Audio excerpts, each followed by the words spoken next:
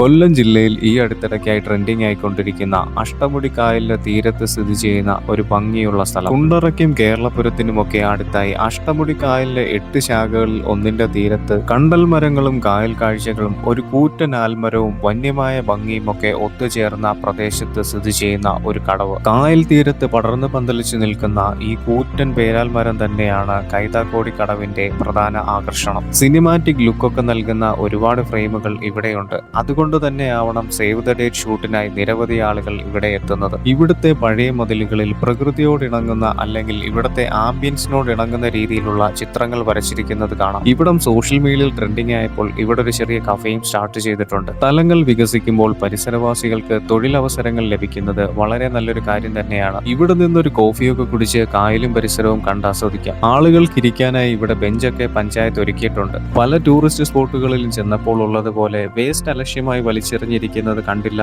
എന്നൊരു നല്ല കാര്യവും ഇവിടെയുണ്ട്. അപ്പോൾ വീഡിയോ ഇഷ്ടമായെങ്കിൽ ഫോളോ ചെയ്യാനും മറക്കണ്ട. പിന്നെ ഇവിടേക്ക് എത്താൻ കേരളപുരത്തു നിന്നും 2 കിലോമീറ്ററും കൊല്ലം ടൗണിൽ നിന്നും 14 കിലോമീറ്ററും മാത്രമാണ് ഉള്ളത്. ഗൂഗിൾ മാപ്പിൽ കൈതക്കോടി ബനിയൻ വ്യൂ പോയിന്റ് എന്ന് സെർച്ച് ചെയ്താൽ ലൊക്കേഷൻ കിട്ടും.